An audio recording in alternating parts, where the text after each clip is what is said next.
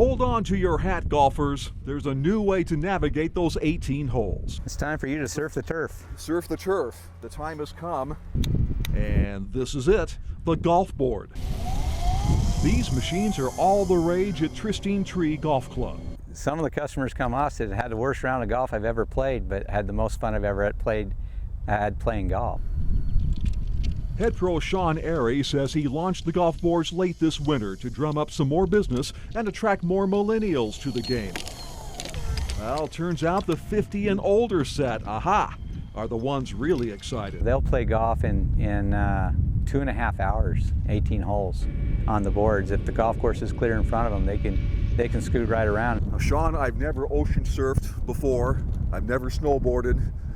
Can I run this? I think so. I think we can get you on this thing. So you have a high speed that goes about 9 miles an hour. You have a low gear here that goes about 5 miles an hour. Do they come with training wheels? Keep your weight centered and see how you lean forward that way, lean left, keep it going. After carving up the driving range on practice, the first tee awaits. Right, Tom, right. And by the second fairway, I was functioning fairly well. Airy says his 12 golf boards are now paying off. 3 out of 4 renters are people who have never played Tristine Tree. I did think it definitely could. They're a lot of fun. Forget the golf almost. Ride the boards. Growing the game of golf, one happy customer at a time. Thank you. And I made it alive. Yeah, you did. And you probably shot 26-foot Jayco camp trailer was right here. Fire truck speakers rang in Dan Boykin's ear, telling him to get out now. That's when he grabbed his dog, Peggy Sue, and left. On Wednesday, he returned home for the first time since the devastating fire started. It's kind of tough. His nephew, Trevor Honeywell, came with to see what was left. There's literally nothing left. It's, I don't know, I'll just have to stand here almost in silence. Nothing but a pile of ash and the memories of what once was. Boykin called himself a car guy. Well, let's see, I got 1, 2, 3, 4.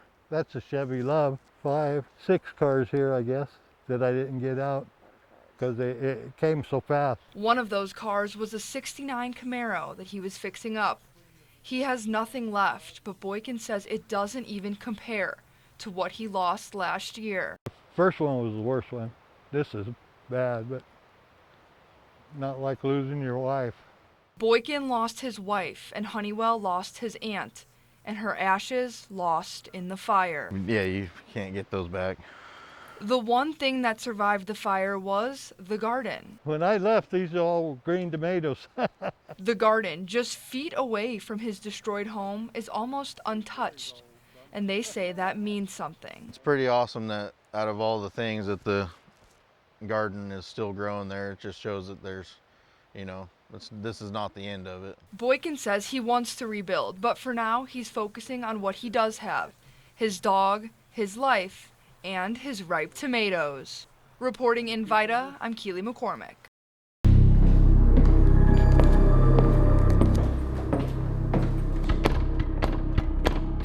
Ida Kidder died behind this store at Waldo Hall.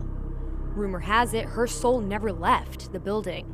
The way that Mother Kidder was loved on this campus during her time up until 1920, I truly believe, I want to believe, that she is still here watching over her kids, because they were her whole life. Mother Kidder was the affectionate nickname given to Ida by her students after she came to Oregon State in 1908. She was definitely part of a movement of professionally trained women librarians in the West, and was the first woman, as far as I know, the first woman librarian west of the Mississippi. Kidder expanded a very small book collection into what's now known as Kidder Hall. The new library was completed in 1918, and Kidder, who was now into her 60s, was suffering from severe health issues that rendered her immobile. She kind of refused to slow down and had this wicker mobile, which was a motorized cart, which was a big deal then.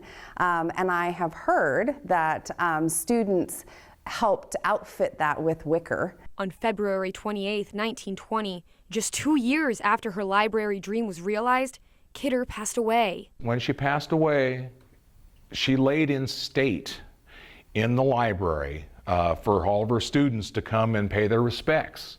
And this is the only time that this has happened in what we understand library history, that a librarian is laid in state within her library. One article notes that floral tributes were so numerous that they couldn't all be accommodated at or near the casket. Some say although her body left, her soul remains at Waldo Hall. Two of the descriptions were that she was there washing her hands, and then they were in the stall and the water turned off, but the door never opened. And they came out of the stall and there was nobody here. Those are just some of the many reports of utilities turning on and off on their own in this restroom.